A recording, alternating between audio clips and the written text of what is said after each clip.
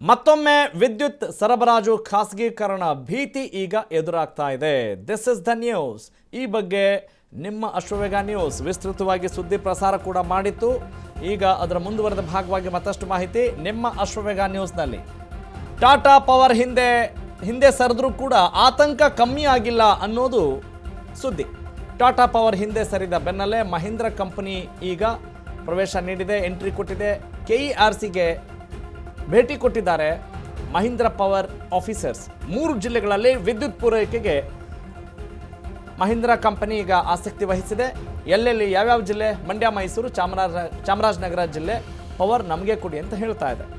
ಇದಕ್ಕಾಗಿ ಅಗತ್ಯ ಪರವಾನಗಿ ಕೋರಿ ಕೆಇಆರ್ಸಿಗೆ ಮಹೀಂದ್ರ ಕಂಪನಿ ಅರ್ಜಿ ಹಾಕಿದೆ. ಸದ್ಯಕ್ಕೆ ಮಹೀಂದ್ರ ಕಂಪನಿಯ ಅರ್ಜಿ ಪರಿಶೀಲನೆ ಹಂತದಲ್ಲಿದೆ. ಇನ್ನು ಸಾರ್ವಜನಿಕ ಆಕ್ಷೇಪಣೆ ಆಹ್ವಾನಿಸುವ ಹಂತವನ್ನು ತಲುಪಿಲ್ಲ. That is the point. Mahindra company ಜೊತೆಗೆ ಮತ್ತೊಂದು ಕಂಪನಿಯಿಂದಲೂ ಕೂಡ ಅರ್ಜಿ ಸಲ್ಲಿಕೆ ಆಗ್ತಾ ಇದೆ. ಯಾವುದೇ ಕಾರಣಕ್ಕೂ ಕೂಡ ವಿದ್ಯುತ್ ಸರಬರಾಜು ಖಾಸಗೀಕರಣ ಸಲ್ಲ. ಟಾಟಾ ಪವರ್ ವಿರುದ್ಧ ಮೊನ್ನೆಯಷ್ಟೇ ರಾಜ್ಯಾದ್ಯಂತ ಪ್ರತಿಭಟನೆ ಕೂಡ ನಡೆದದ್ದನ್ನು ಈ ಸಂದರ್ಭದಲ್ಲಿ ನಾವು ಸ್ಮರಿಸಬಹುದು. ಇದಕ್ಕೆ ಮಣಿದು ವಿದ್ಯುತ್ ಖಾಸಗೀಕರಣಕ್ಕೆ ಸರ್ಕಾರ ಹಿಂದೇಟು ಕೂಡ ಹಾಕಿತ್ತು. ಈ ಬೆನ್ನಲ್ಲೇ ಕೆಇಆರ್ಸಿಯಿಂದ ಅರ್ಜಿಯನ್ನು ಹಿಂಪಡೆದಿತ್ತು ಟಾಟಾ ಪವರ್. ಇದೀಗ ಮಹೀಂದ್ರ ಮತ್ತು ಇನ್ನೊಂದು ಕಂಪನಿಯ ಸರದಿ ಅಂತ ಅನ್ನಿಸ್ತಾ ಇದೆ. ಹೀಗಾಗಿ ಖಾಸಗೀಕರಣದ ಭೀತಿ ಮತ್ತಷ್ಟು ಜಾಸ್ತಿ ಆಗ್ತಾ ಇದೆ. ಇದಕ್ಕೂ ಕೂಡ ರಾಜ್ಯದಲ್ಲಿ ತೀವ್ರ ವಿರೋಧ ವ್ಯಕ್ತವಾಗುವುದು ಬಹುತೇಕ ಖಚಿತ ಅನ್ನುವ ಮಾಹಿತಿ ನಮಗೆ ಸಿಗ್ತಾ ಇದೆ. ಇದು ವಿದ್ಯುತ್ ಸರಬರಾಜು ಖಾಸಗೀಕರಣದ ಒಂದು ಭೀತಿ.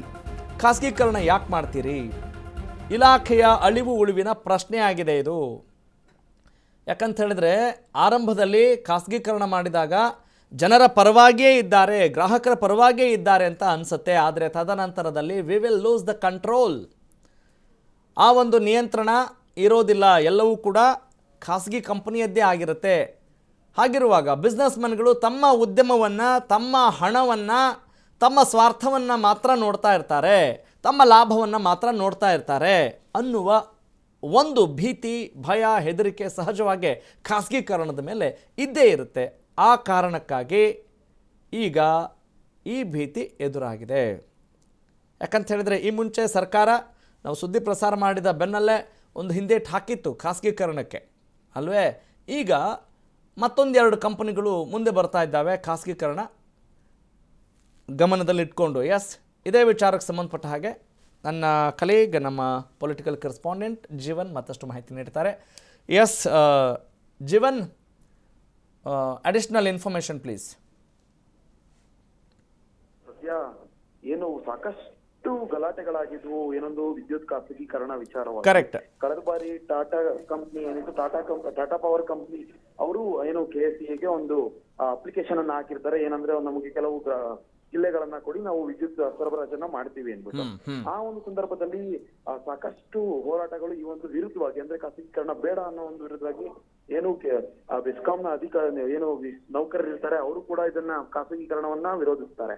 ಸಾಕಷ್ಟು ಈ ಎಲ್ಲ ಗಲಾಟೆ ಬಳಿಕ ಸದ್ಯ ಇದು Tata company Tata power company limited ಏನಿದೆ ಅದು ವಾಪಸ್ ತಗೊಂಡಿರೋದು, ಅವರ ಅರ್ಜಿಗಳು ಏನಾಗಿರುತ್ತೆ ಅದನ್ನ ವಾಪಸ್ ತಗೊಂಡಿರುವಂತದ್ದು. ಸದ್ಯ ಇದಾದ ಬೆನ್ನಲ್ಲೇನೆ ಈ ಸದ್ಯ ಈಗ ಮಹೀಂದ್ರ ಪವರ್ ಕಂಪನಿಯವರು ಮುಂದೆ ಬಂದಿರುವಂತದ್ದು, ನಮಗೆ 3 ಜಿಲ್ಲೆಗಳನ್ನ ಕೊಡಿ ಅನ್ಬಿಟ್ಟು. ಇದು ಕೂಡ ಸಾಕಷ್ಟು ವಿವಾದಕ್ಕೆ ಎಡೆ ಮಾಡ್ಕೊಳ್ಳೋ ರೀತಿ ಇದೆ. ಯಾಕಂದ್ರೆ ಕಳೆದ ಬಾರಿಯೇ ಅಷ್ಟೆಲ್ಲ ಟಾಟಾ ಪವರ್ ಕಂಪನಿ ಮುಂದೆ ಬಂದಂತಹ ಸಂದರ್ಭದಲ್ಲಿ ಸಾಕಷ್ಟು ಗಲಾಟೆಗಳು ನಡೆದಿದೆ. ಖಾಸಗೀಕರಣ ಬೇಡ ಅನ್ನೋ ಒಂದು ವಿಚಾರವಾಗಿ ಈ ಒಂದು ವಿಚಾರವಾಗಿ ಸದ್ಯ ಇದರ ಬೆನ್ನಲ್ಲೇನೆ ಈಗ ಮಹೇಂದ್ರ ಪವರ್ ಕಂಪನಿ ಆಗಿರ್ಬೋದು, ಅದ್ರ ಜೊತೆ ಮತ್ತೊಂದು ಕಂಪನಿ ಅಂದ್ರೆ 2 ಕಂಪನಿಗಳು ಮುಂದೆ ಬಂದಿರೋದು. ಇನ್ನು ಮಹೇಂದ್ರ ಪವರ್ ಕಂಪನಿಯವರು 3 ಜಿಲ್ಲೆಗಳನ್ನ ಕೇಳಿರುವಂತದ್ದು. ಮಂಡ್ಯ ಆಗಿರ್ಬೋದು, ಮೈಸೂರು ಆಗಿರ್ಬೋದು, ಚಾಮರಾಜನಗರ ಆಗಿರ್ಬೋದು, 3 ಜಿಲ್ಲೆಗಳಿಗೂ ನಾವು ಸರಬರಾಜನ್ನ ಮಾಡ್ತೀವಿ ಅಂತ ಸದ್ಯ ಮಹೇಂದ್ರ ಪವರ್ ಕಂಪನಿ ಅವ್ರು ಹೇಳಿದ್ದಾರೆ. ಆದ್ರೆ ಇದಕ್ಕೆ ಈಗ ಆಲ್ರೆಡಿ ಸಾಕಷ್ಟು ವಿರೋಧಗಳು ಇನ್ನು ಬೆಸ್ಕಾಂ ಅಂದ್ರೆ ಏನು ವಿದ್ಯುತ್ ಖಾಸಗೀಕರಣ ವಿಚಾರವಾಗಿ ಆಲ್ರೆಡಿ ನೌಕರರು ಈಗ ಆಲ್ರೆಡಿ ಇದ್ರ ವಿರುದ್ಧವಾಗೂ ಕೂಡ ಅಂದ್ರೆ ಪ್ರತಿಭಟನೆ ಮಾಡ್ಲಿಕ್ಕೆ ಅದೆಲ್ಲ ಎಲ್ಲಾ ರೀತಿಯಲ್ಲೂ ಸಜ್ಜನ ಮಾಡ್ಕೊಂಡಿರುವಂತದ್ದು. ಯಾಕಂದ್ರೆ ಕಳೆದ ಬಾರಿ ಆದಂತಹ ಸಂಗತಿ ಮತ್ತೆ ಪುನರುಚ್ಚರಿಸಬಾರದು, ಆ ಒಂದು ಸಂಗತಿಗಳು ಮತ್ತೆ ಖಾಸಗೀಕರಣಕ್ಕೆ ಎಡೆ ಮಾಡ್ಕೊಡ್ಬಾರ್ದು ಅನ್ನೋದು ನೌಕರರ ಆಗ್ರಹ ಆಗಿರುವಂತದ್ದು. ಇದ್ರ ಜೊತೆಗೆ ಏನು ಸದ್ಯ ವಿದ್ಯುತ್ ಖಾಸಗೀಕರಣಕ್ಕೆ ಇನ್ನೂ ಅಪ್ಲಿಕೇಶನ್ ಅಷ್ಟೇ ಆಗುತ್ತೆ. ಇದಕ್ಕೆ ಏನು ವಿರುದ್ಧವಾಗಿ ಬೇಡ ಅನ್ನೋದಕ್ಕೆ ಏನಾದ್ರು ಜನಾಪೇಕ್ಷಣೆ ಆಕ್ಷೇಪಣೆ ಅಪ್ಲಿಕೇಶನ್ ಅನ್ನ ಬಿಡ್ತಾರೆ. ಆ ಒಂದು ಸಂದರ್ಭದಲ್ಲಿ ಇದಕ್ಕೆ ಬೇಡ ಅನ್ನೋ ಒಂದು ನಿಟ್ಟಿನಲ್ಲಿ ಸಾಕಷ್ಟು ಈಗ ಆಲ್ರೆಡಿ ನೌಕರರಾಗಿರ್ಬೋದು, ಇನ್ನು ಬೇರೆಯವರಾಗಿರ್ಬೋದು, ರಾಜ್ಯ ಸರ್ಕಾರನೂ ಕೂಡ ಈ ಹಿಂದೆ ಕೂಡ ಡಿ ಕೆ ಶಿವಕುಮಾರ್ ಅವರು ಕಳೆದ ಬಾರಿ ಕೂಡ ಹೇಳಿದ್ರು, ನಾವು ವಿದ್ಯುತ್ ಖಾಸಗೀಕರಣ ಮಾಡೋದಿಲ್ಲ ಅನ್ನೋ ಒಂದು ಮಾತನ್ನ ಡಿ ಕೆ ಶಿವಕುಮಾರ್ ಅವರು ಕೂಡ ಹೇಳಿದ್ರು. ಇನ್ನು ಸಚಿವರಾದಂತಹ ಕೆ ಜಾರ್ಜ್ ಕೂಡ ಹೇಳಿದ್ರು. ಇದರಿಂದ ಎಲ್ಲೋ ಒಂದ್ ಕಡೆ ಅವ್ರನ್ನ ಜನರಿಗೆ ಅಂದ್ರೆ ಏನು ನೌಕರರಿದ್ರು ಅವ್ರಿಗಾಗಿರ್ಬೋದು, ಇನ್ನು ಜನರಿಗಾಗಿರ್ಬೋದು, ಎಲ್ಲೋ ಒಂದ್ ಕಡೆ ನಮ್ಗೆ ಬಂದಿತ್ತು ಏನು ತೊಂದರೆ ಆಗೋದಿಲ್ಲ ಅಂದು. ಸದ್ಯ ಇನ್ನೂ 2 ಕಂಪ್ನಿಗಳು ಈಗ ಮುಂದೆ ಬಂದಿರುವಂತದ್ದು ಎಲ್ರಿಗೂ ಕೂಡ ಎಲ್ಲೋ ಒಂದ್ ಕಡೆ ಗೊಂದಲ ಮಾಡಿರುವಂತದ್ದು. ರಾಘವ್ ಸೂರ್ಯ.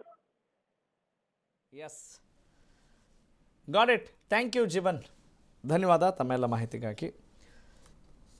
ನೋಡಿ, ಈ ರೀತಿಯಾದಂಥ ವಿಚಾರವನ್ನು ನೀವು ಪ್ರಸ್ತಾಪ ಮಾಡಿರೋದನ್ನು ನೋಡ್ತಾ ಇರ್ತೀರಿ. ಯಾಕಂತ ಹೇಳಿದ್ರೆ ಯಾವುದು ಸರಿ ಯಾವುದು ತಪ್ಪು, ಜನರ ಹಿತ ರಕ್ಷಣೆಯನ್ನು ಮಾಡಬೇಕಾ ಬೇಡವಾ ಅನ್ನುವ ಕನ್ಫ್ಯೂಷನ್ ಕೂಡ ಸರ್ಕಾರಕ್ಕೆ ಇರುತ್ತಾ ಇರಲ್ವ ಅನ್ನೋದನ್ನು ಕೂಡ ಗಮನಿಸಬೇಕಾಗಿದೆ.